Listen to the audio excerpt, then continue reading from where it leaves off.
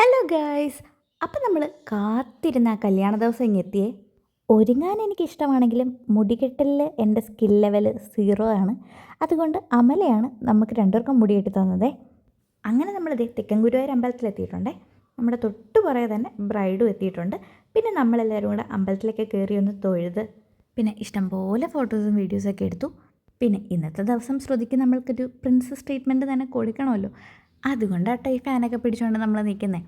സ്ഥിരം ഏത് കല്യാണത്തിന് പോയാൽ പോലും ജീൻസും ടീഷർട്ടും ഇട്ടുകൊണ്ട് വരുന്ന ദിവ്യ ഇന്ന് വളരെ വെറൈറ്റി ആയിട്ട് സാരി ഉടുത്തുകൊണ്ട് വന്നിട്ടുണ്ട്. അതിൻ്റെ എക്സ്പ്രഷൻസാണ് നിങ്ങൾ ഈ കാണുന്നത്.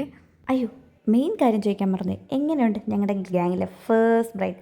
അടിപൊളിയല്ലേ, സുന്ദരിയല്ലേ? വെഡ്ഡിങ് മേക്കപ്പും ചവറയുള്ള നൈസ് വിമൻ ബ്യൂട്ടി സ്റ്റുഡിയോ ആണ് ചെയ്തിരിക്കുന്നത്. അപ്പോഴത്തേക്കും ടൈം ഒരു 10 o'clock ആയിട്ടുണ്ട്.